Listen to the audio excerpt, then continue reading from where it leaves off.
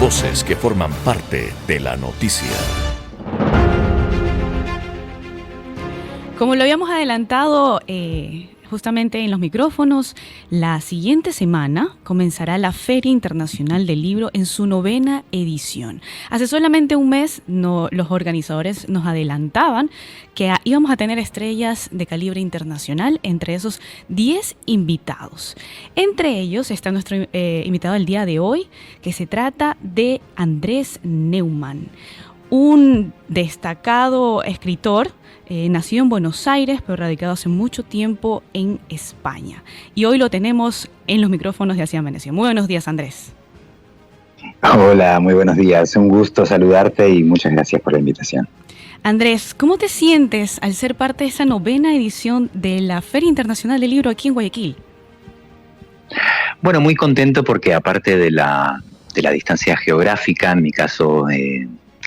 mi familia se exilió en España cuando yo era niño y entonces nos separa un océano, sino que además hay una especie de distancia simbólica porque desde antes de la pandemia que no iba ni a Ecuador ni a Guayaquil en particular, y entonces volver a cruzar el mar tiene algo de reanudar la vida en todo aquello que nos gustaba hacer y nos comunicaba con el prójimo y que se interrumpió durante demasiado tiempo.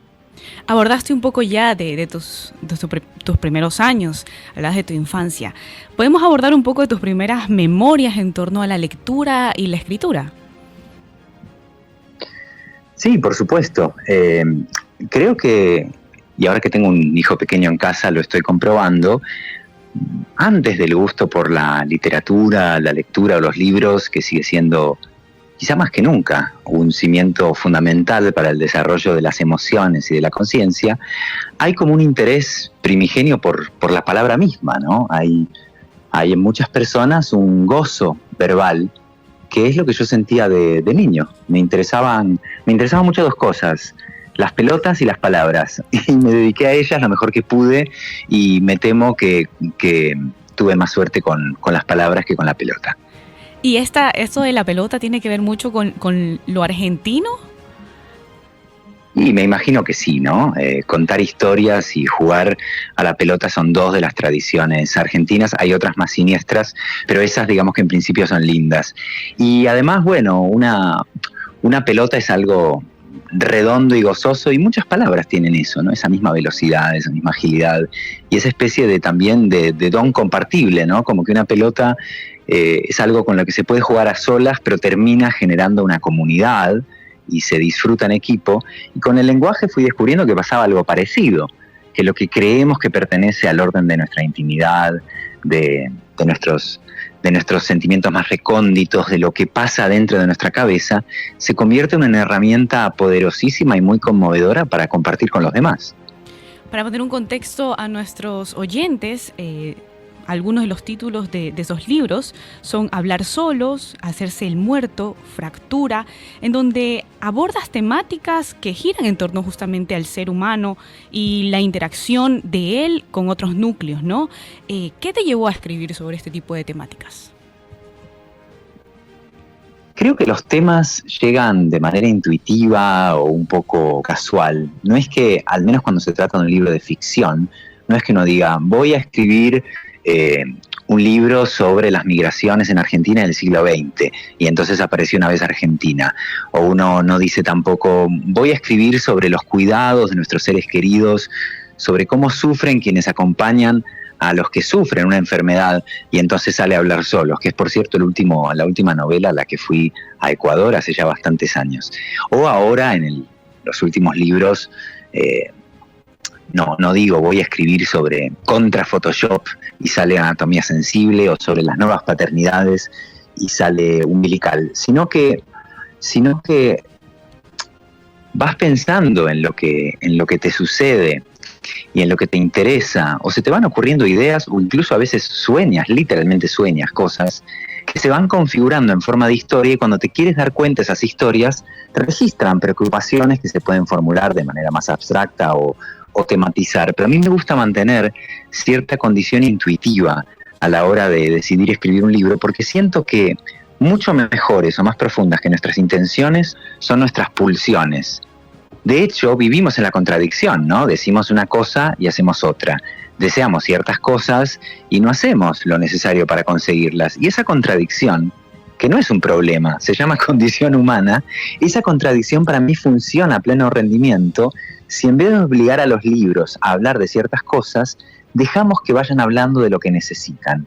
Y una vez que percibo de qué quería hablar un libro o de qué necesitaba sin darme cuenta hablar yo mismo, entonces empiezo a planear más seria o más rigurosamente la historia. Hay un momento de tanteo que considero muy valioso.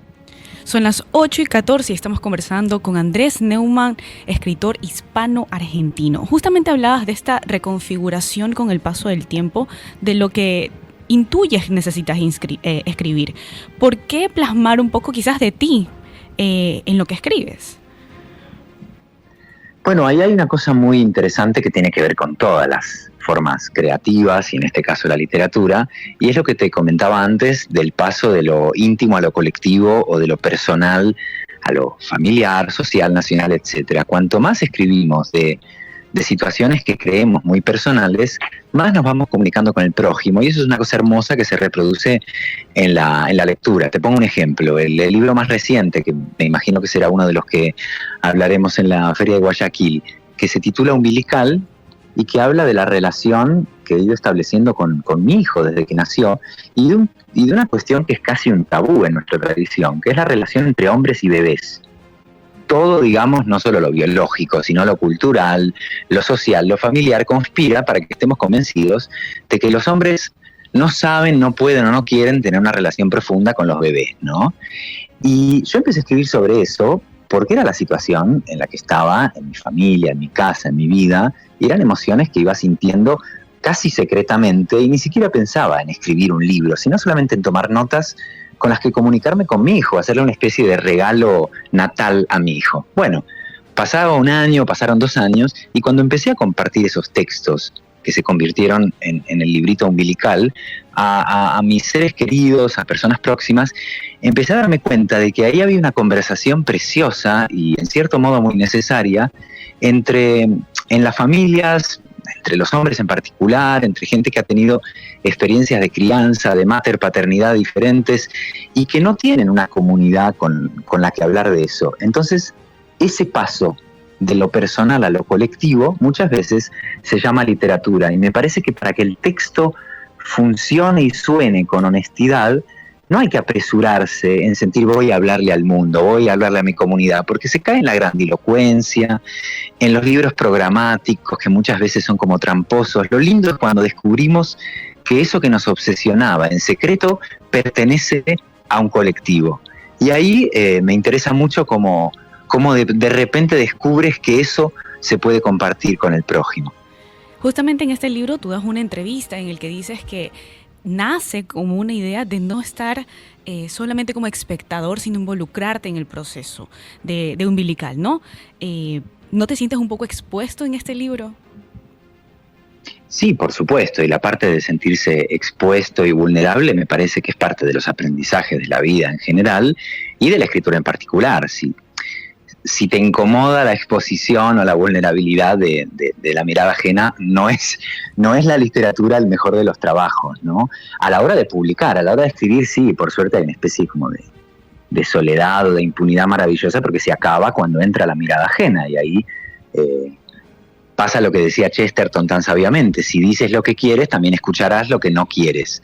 Y esa es la parte también hermosa de cuando perdemos el control o la pertenencia de los textos y pasan a ser de quien los lee. Ahora, te tengo que decir que en realidad para mí fue una experiencia hermosa antes, durante y después de la escritura de Umbilical, porque sentí que me acercaba a mi hijo, que podía poner el cuerpo en la crianza y pensar el paternar desde códigos no convencionales, y me encontré con muchas familias que en realidad se sentían así, como sin demasiados referentes.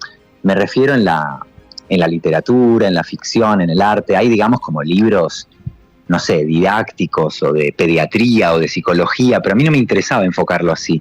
Me interesaba contar una pequeña historia de amor entre un hombre y un bebé. Y no tenemos muchos referentes, muchas canciones, muchos poemas, ¿no? Si pensamos en los clásicos, nos damos cuenta de que no solamente hemos delegado las tareas de crianza, por lo general, las mujeres, en las madres, sino que también han sido las artistas, las intelectuales, las escritoras, casi las únicas que han reflexionado sobre esto. Y el hecho de que no hayamos considerado un gran tema, la vida cotidiana y la crianza de los padres, está delatando una laguna que es muy interesante y que no solo se cubre modificando poco a poco nuestras costumbres, ¿no?, de manera colectiva, sino también abriendo conversaciones al respecto. Y los libros son una pequeña parte de esa conversación. Interesantísimo lo que nos propones, sobre todo ahora que te vamos a tener en la Feria del Libro con tu nueva propuesta de texto. Así que nada, estamos esperándote para la siguiente semana que ya comienza y nos estaremos de vuelta. Te agradecemos por estar aquí en la mesa de Así Amaneció.